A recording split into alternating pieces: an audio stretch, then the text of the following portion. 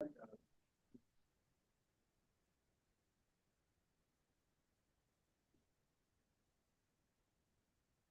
it have, John, can you say something? Because I have Laura on speaker right now. Check 1, 2, 3, 4, 5. Can you hear me? Laura, can you hear me? I can indeed, and I will go ahead and spotlight you. Woo. Can you hear me from?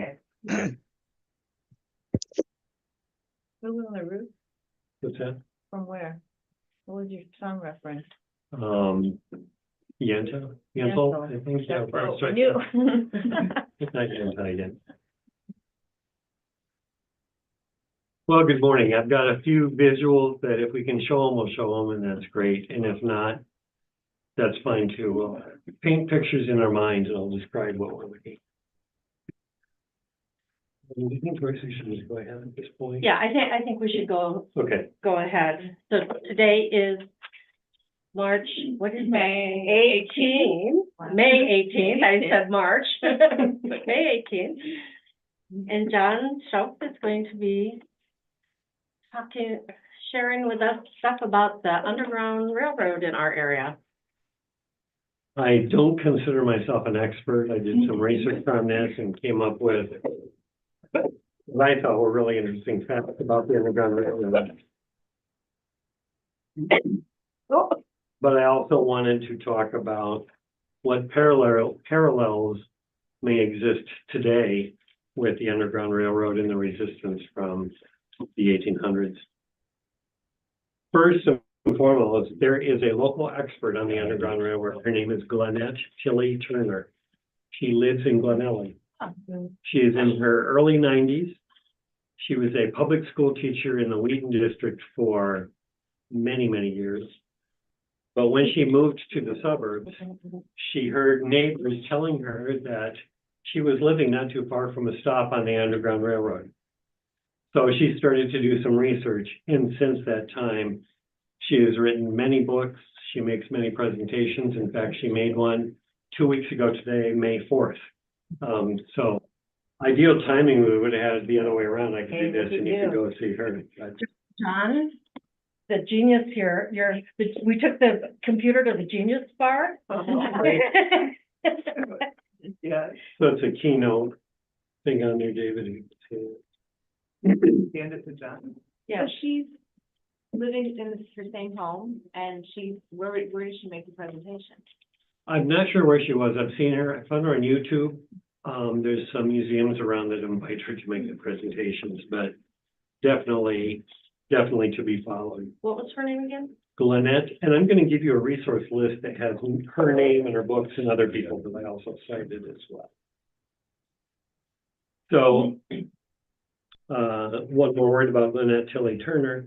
She taught in the Wheaton Public Schools. She's a graduate of Lake Forest College, lives in Glen Ellyn, as I said, and she also taught at National Lewis University in Evanston. George, we're trying to kind of figure out something with John's computer, and so I think That's his, not. Yes. Okay, good. I'm sorry. He's doing a sharing thing. Well, he got a new computer, and it's not, the settings aren't making it possible to share. Ah, okay. What I know how to do with it, I do very well. What I don't know how to do it. I have that experience sometimes. So as a very quick background, slavery and indentured servitude came to the colonies in their very earliest days. There we go. Oh, great, thanks. And can I just interrupt, Laura, can you still hear us? Yes, I can. You're doing great. Okay.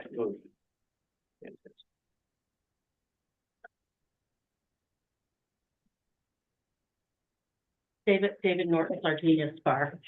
He figured out how to. That is, when word gets out, I'm telling you, you'll have no rest. Only on Max, though, right? So slavery and indentured servitude became part of our country's DNA even before we were a country. Both white Europeans and Black Europeans and Africans were brought to the New World. Usually they worked in indentured servants term of 4 to 7 years. But there were also, and that was to repay any debts that they had. Many were freed after that indentured servitude. But as agriculture grew and economy grew, slavery grew, and a lot of people disregarded the original terms for the indentured servants. There were also attempts by colonials to make slaves out of the Native Americans.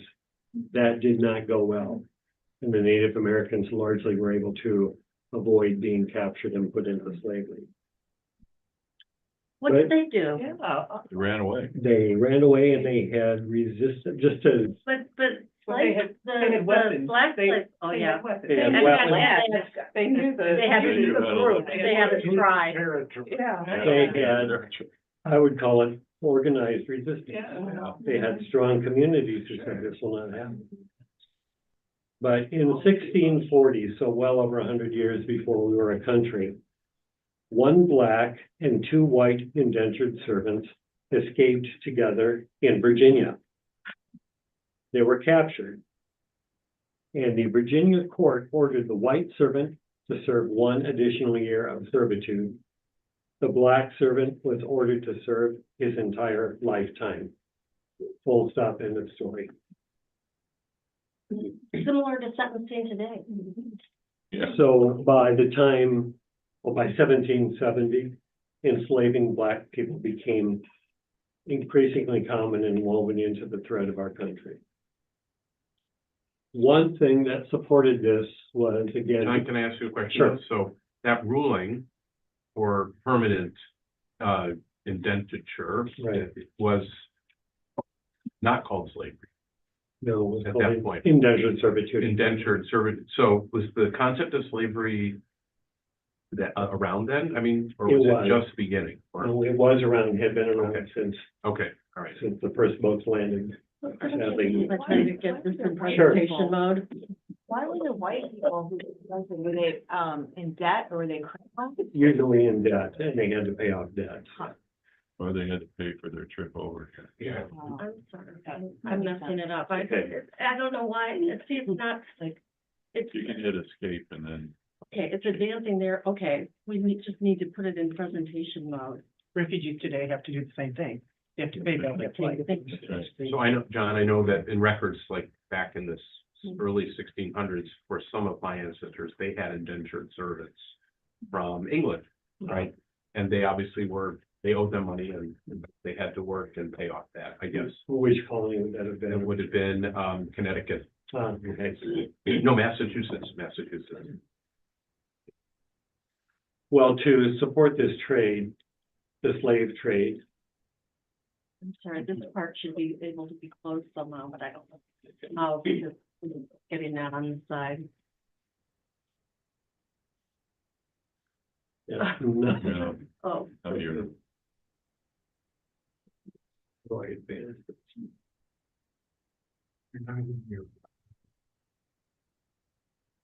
David to the rescue. yeah. It's just, I'm sorry. I shouldn't have interfered. I could see on your computer you have full screen, but on there, we're seeing all the other stuff. Joyce, you meant well, and we understand that. Unfortunately, I mean, well, too often. Okay. In support of the utilization of slavery or the slaves, there was a trade triangle.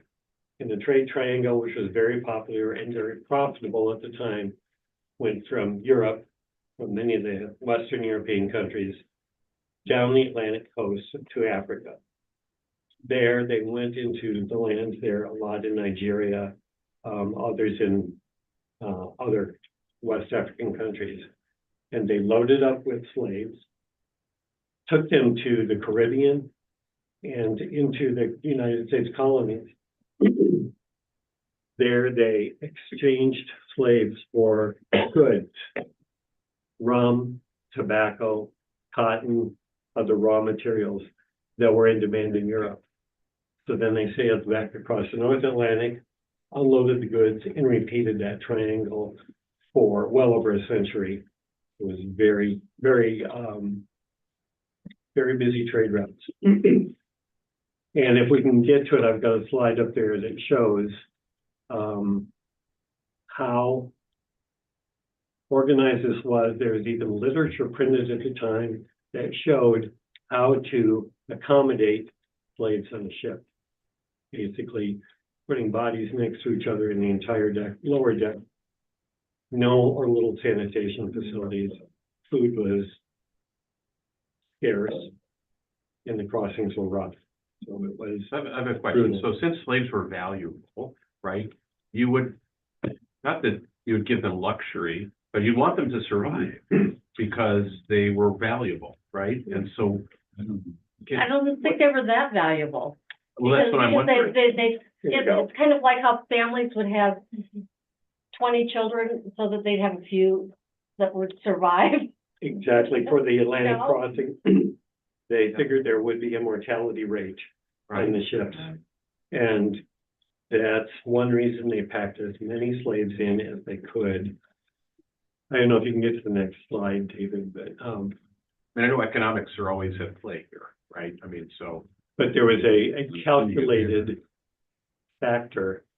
There we go, that's the deck of the ship below.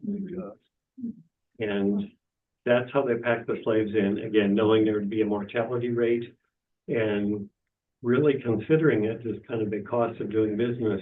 You load with X number of slaves, you arrive with Y number of slaves, the rest were just buried at sea or thrown overboard. So it really wasn't terribly different than a major construction project, Yeah. like skyscrapers. They have a mortality rate built into the cost of construction. Exactly. So they were, yeah, So once the slaves arrived, they were distributed equally between some of the Caribbean islands where there was a lot of plantation work for sugar, for some fruits, et cetera, and then on up into primarily the southern colonies, but George, to your point, even all the way up the New England coast, sometimes called indentured servants, but often they were slaves. So that's just a very grim background to let you know kind of how the slavery started in the colonies, which became the states. So we're going to, okay, yeah. So next, we're going to talk about Illinois. Illinois was a state that was very visible in play to be a free state or a slave state. There's a lot of agriculture in the south of Illinois, and remember, we border Kentucky, and we border Missouri on the west, and both of those were slave states. So many of the southern Illinois residents definitely wanted slavery to be the way we would work in our state. In 1787, which before we even had our Constitution, there was a Northwest Ordinance, which covered expansion going west. That prohibited slavery in the Northwest Territory, which is where we were.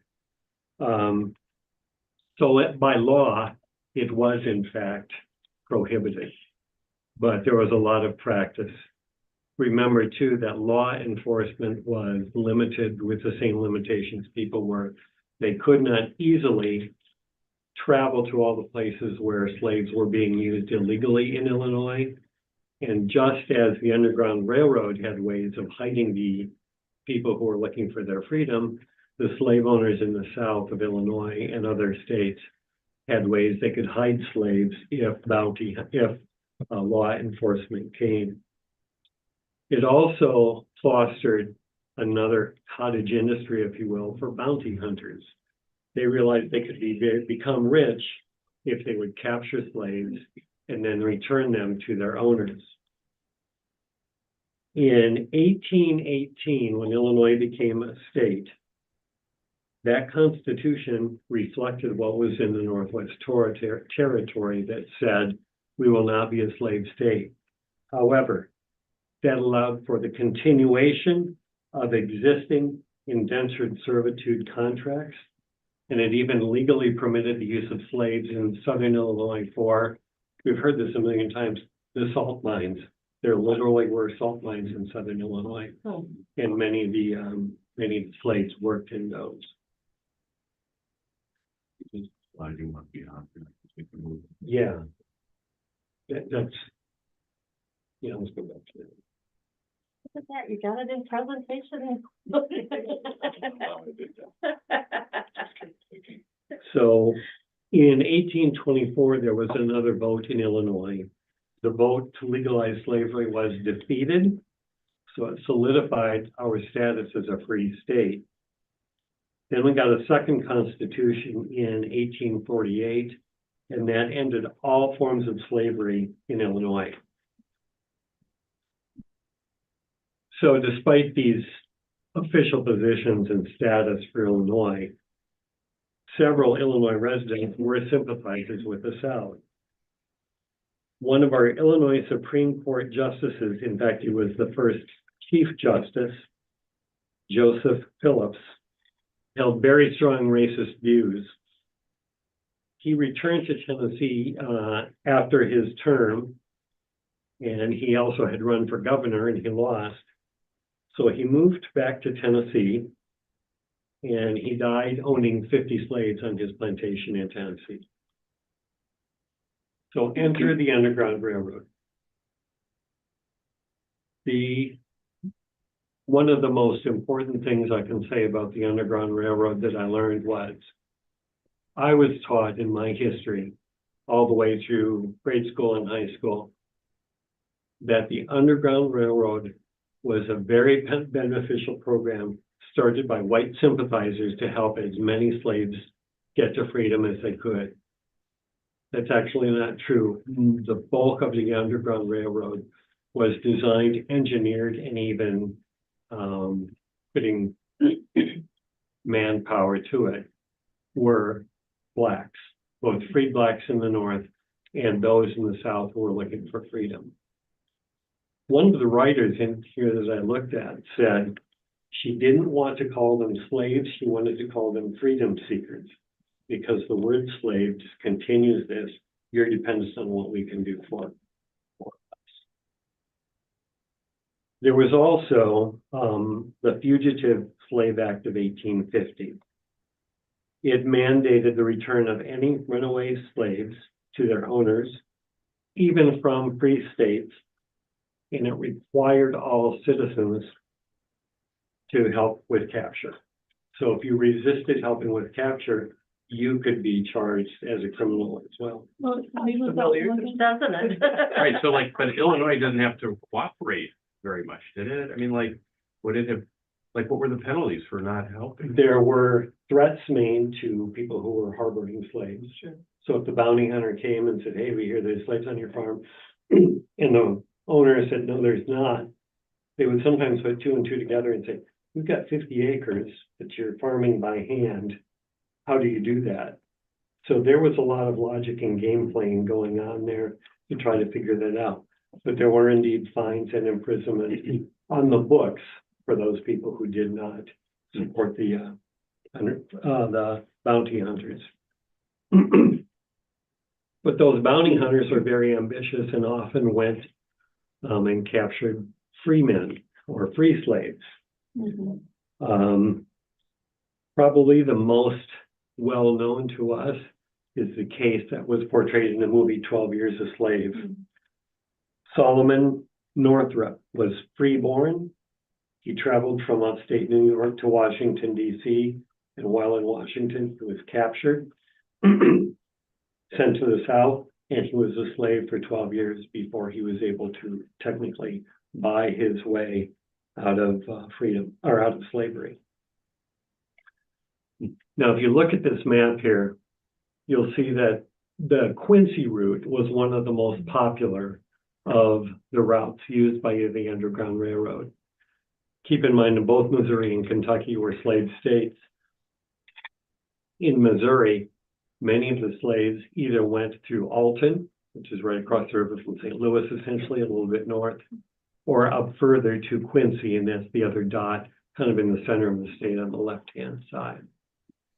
Interestingly, That follows what today is the Burlington Northern Santa Fe Railroad that comes out of Chicago, goes down through Quincy and on from there.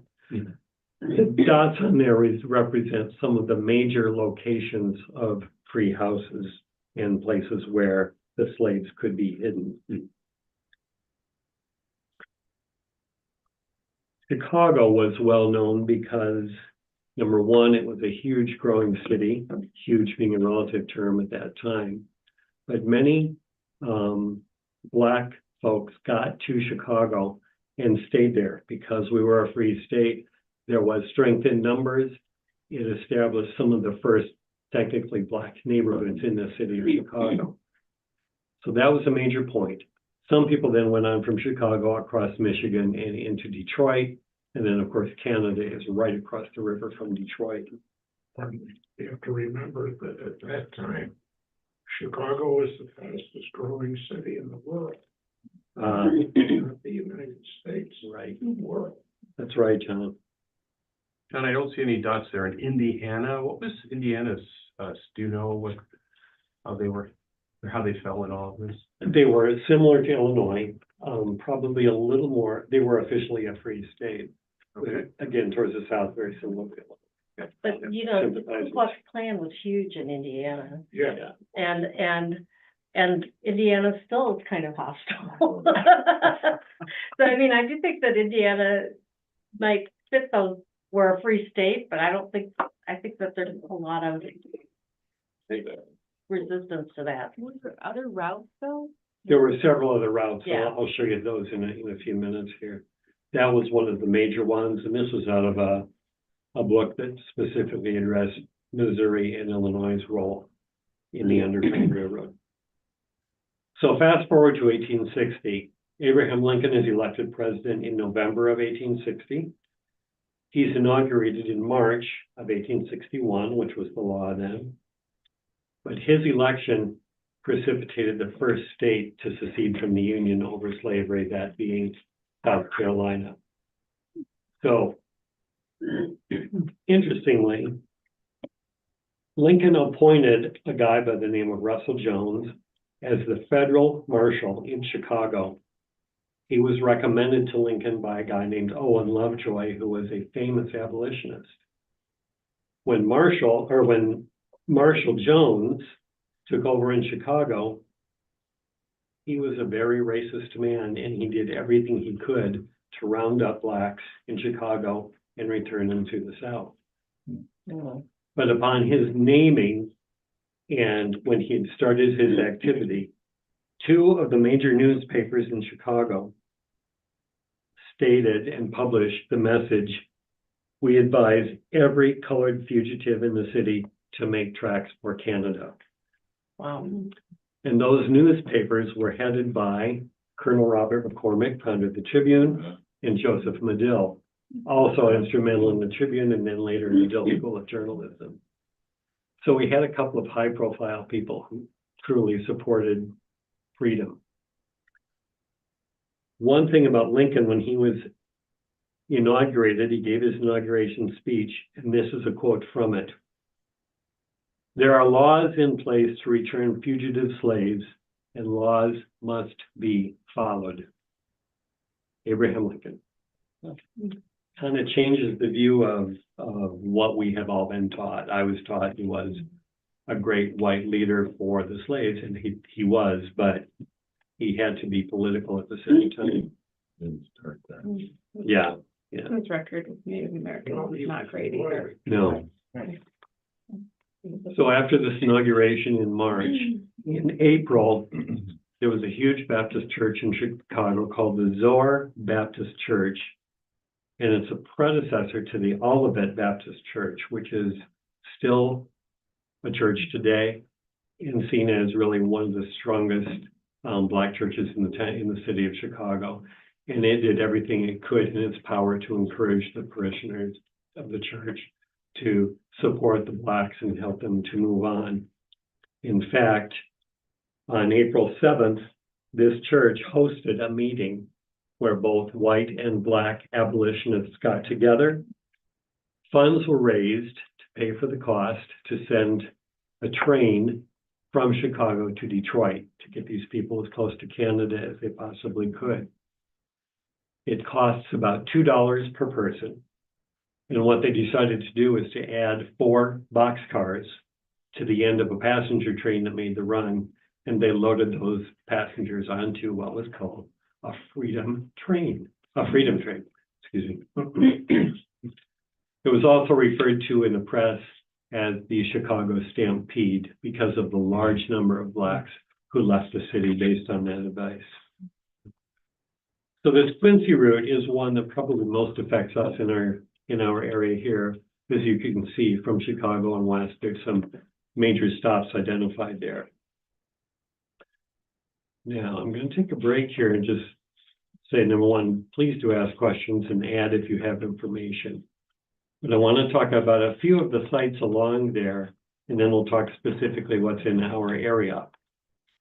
The Illinois Central Railroad, which is not depicted on there, played a major role in moving freedom seekers from the south to the north. Virtually every porter on those trains was a black man, and they learned how to hide and transport black citizens, black slaves, north through Illinois into their terminus in Chicago. So it played a major role in that. That was a good example of Black Americans helping Black freed slaves. It was not a white initiative. It was, in fact, a Black initiative at the Underground Railroad. But let's talk about some of the sites around us. There is a Quinn Chapel AME church in Chicago. It's one of the best known Underground Railroad stops, and it played a vital role in providing both shelter and support. It needed needed to collect food funding for these people, and that's exactly what it did. In Graceland Cemetery on the north side, many abolitionists who helped the freedom seekers, including 4 women congregants from Quinn Chapel, were buried at Graceland Cemetery. It's controversial because Graceland Cemetery was a cemetery for white people. That's kind of an upscale cemetery, It you is, know? yeah. And it's also the cemetery that holds so many Chicago luminaries. Right. Marshall Field is buried Right. there. Joseph Medill is buried there. Bartlett, I think, is buried there. Woman, no. I'm not sure if I'm going to get this pronunciation right. I see the sign all the time. The Growl Mill in Oak Brook. It provided shelter for a lot of freedom seekers in its basement. There are also a lot of sites along the Illinois-Michigan Canal, which connected the Great Lakes to the Illinois River. So a number of the freedom seekers used rivers as transport when they could. Keep in mind they were going upstream, so it was literally against the current. But the rivers provided the best way for them not to be tracked by dogs and other people. They often traveled at night. And in many cases, they walked as close to the shore as possible, but slogged through the mud and the other stuff in the Illinois River to get there. And then probably the most famous house that is not in Glen Ellyn is in Lombard, Illinois. It's called the Peck House. It is still standing at 355 East Parkside Avenue. It is the oldest house in Lombard, and it's also a museum with information about Sheldon Peck, who was the abolitionist. He was also a folk artist. So let's talk about Glen Ellyn. There's something called the Filer House, sometimes called the Filer Bernard House. It was on Crescent Boulevard near the Churchill Woods Forest Preserve, so right off of St. Charles Road. It was much more wooded then than it is now. The house that was constructed there, called the Filer House, was constructed with lengths of cordwood, covered with a type of concrete, and then plastered over on the outside. It was soundproofed by insulating the roof and some walls with sawdust and slough grass. And that was to make it as quiet as possible. There was a section of the stairs there that opened up and led to the basement. And from the basement, there was a tunnel to the barn. So if there was a knock at the door by bounty hunters or any law enforcement, they could quickly get people out of the main house, hidden, and out to the barn if necessary. There was also a secret room about the size of a walk-in closet today. And that was a way to quickly hide small numbers of people if needed.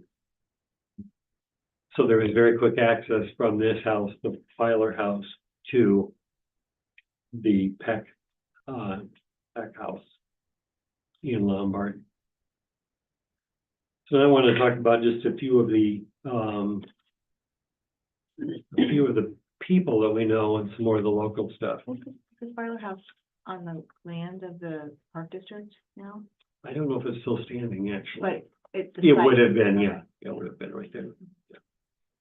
A lot of the trade routes, both trade and freedom routes, followed natural things like rivers and railroad tracks that were in place here. So some of the abolitionists that we have ties to here in our area, Augustine Smith, he was the first president of North Central College in Naperville. He was a very strong abolitionist. He came from New England and he had ties with Oberlin College, which is also a college that took very strong abolitionist stands. There was a Reverend John Cross, who was the pastor of Wheaton's Wesleyan Methodist Church. He also served as the first president of Illinois Institute, which is what became Wheaton College. He served as a conductor, if you will, on the Underground Railroad, sheltered a well-known woman named Susan Richardson. She had 3 children. Colloquially, she was called Aunt Suki. Cross himself was arrested for sheltering freedom seekers. He was bailed out after about 2 weeks in jail. All the charges against him were eventually dropped. And during his presidency, when he was at Illinois Institute, Blanchard Hall hosted many fugitive slaves who were trying to find their freedom. I've not seen this, but there is apparently a display in Blanchard Hall now that talks about that. There were rumored to have been tunnels underneath there too, and hidden places for people to be hidden. So Blanchard Hall was very likely a pretty highly traveled stop on the Underground Railroad. There's other sites in Downers Grove. I'm just going to read through a few of the towns that we know of where there were, in fact. A quick question. Do you think Wheaton College, the students there, and have a good understanding of this history? Is that something that's raised up? I do think that it's talked about there quite a bit. It's seen as an important part of their history. Yeah. So, speaking of Wheaton College, Jonathan Blanchard was a zealous abolitionist. This is a quote from a chapel sermon that he made. He said that abolitionists who did not acknowledge Christ, quote, might be bound up in the same bundle with the cruel slavery defenders and cast into hell. So if you were an abolitionist, he raised the bar, so to speak. That's pretty. Wasn't enough. He had previously been the president of Knox College in Galesburg, and that's right along the same trade route too.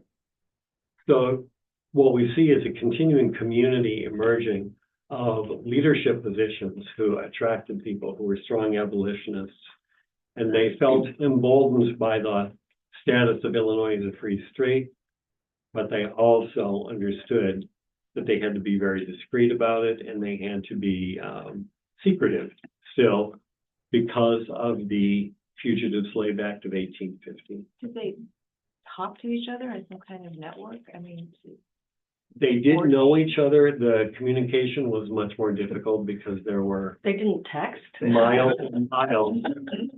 I don't think that. No phone call. No phone call. No signal app? No, Yeah. nothing at all. And then 3 other brothers that we know one of them very well. Warren, Erastus, and Jesse Gary, as in Gary Wheaton Bank, as in Judge Gary from Northwestern Indiana. They were trustees of the Illinois Institute that became Wheaton College. They elected another trustee named Lucius Columbus Matlack. He was a Wesleyan minister, and he had a very long abolitionist record, and he became the second president of Illinois Institute. And when Illinois Institute became Wheaton College, the direction from the trustees was Wheaton College must remain abolitionist, period, full stop.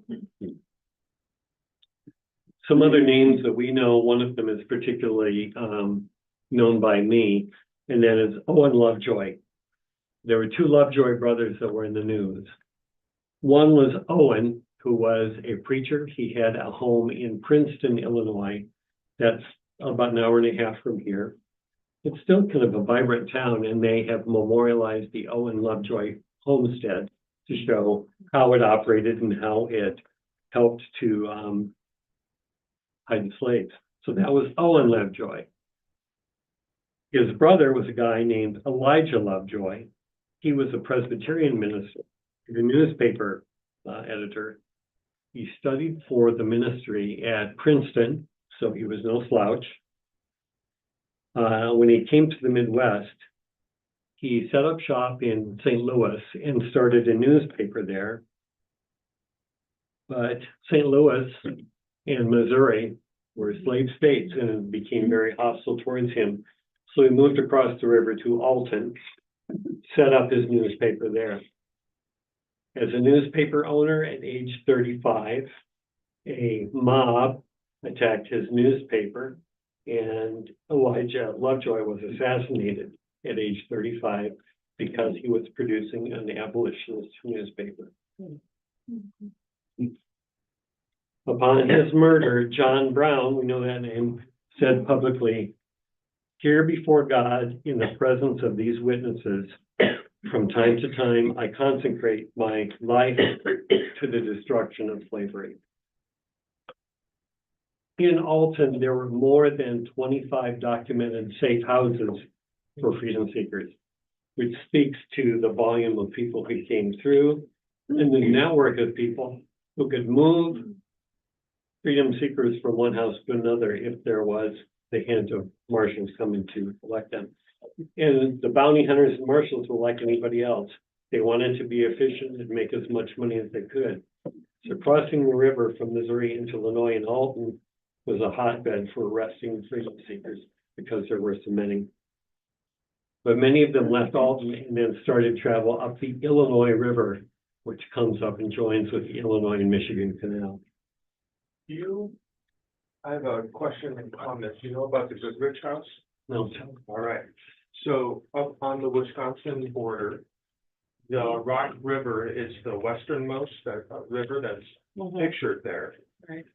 So a little bit north of where this picture gets cut off is where I grew up, Milton, Wisconsin.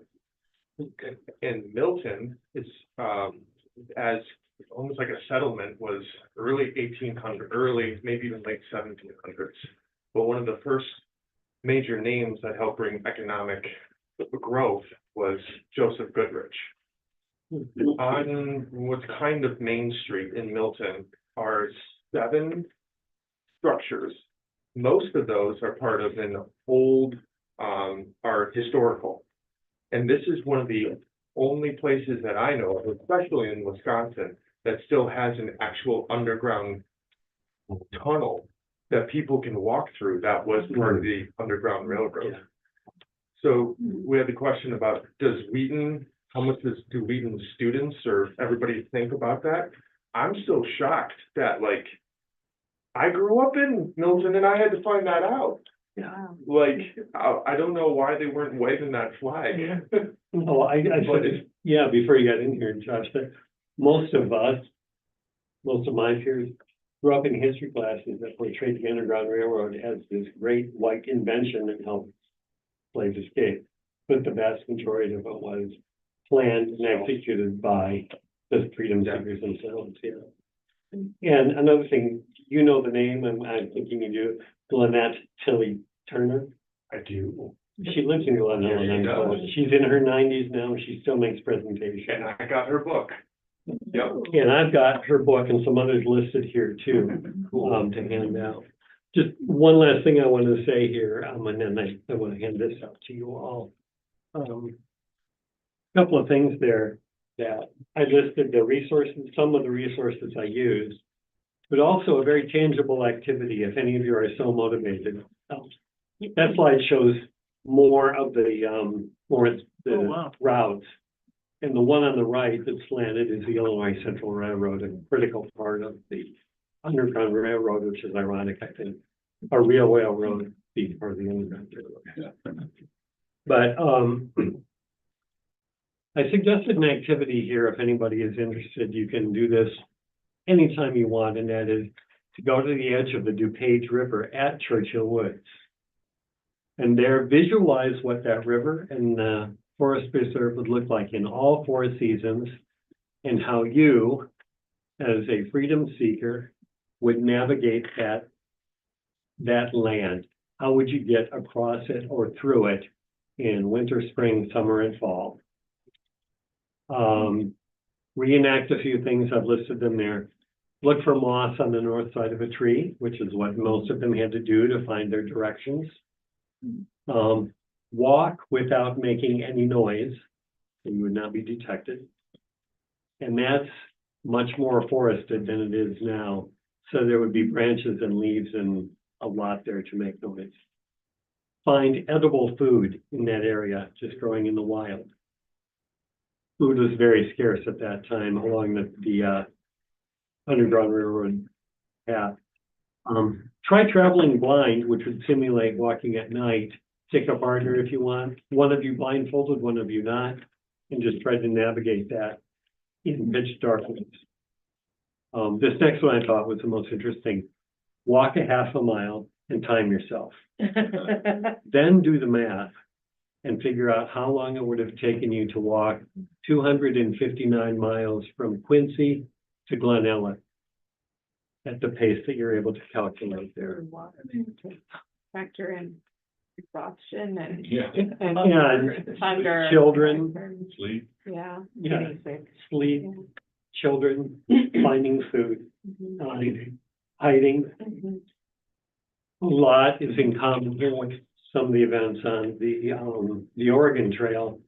There were families traveling along that trail here, more hidden, of course, but often if one of the freedom seekers was sick and eventually died, they would bury that body and move on and might never be able to go back to that grave site again. It was just the nature of the way it was. So the last thing I want to leave you with is there were some stellar events in this research that I found. The election of a president prompted action by citizens. Some of it negative, some of it positive. The negative was South Carolina, we don't agree with you as a president, we're seceding, and then many states followed. Pretty drastic and one-time incident in our history of states actually leaving the Union directly in response to the election of Lincoln.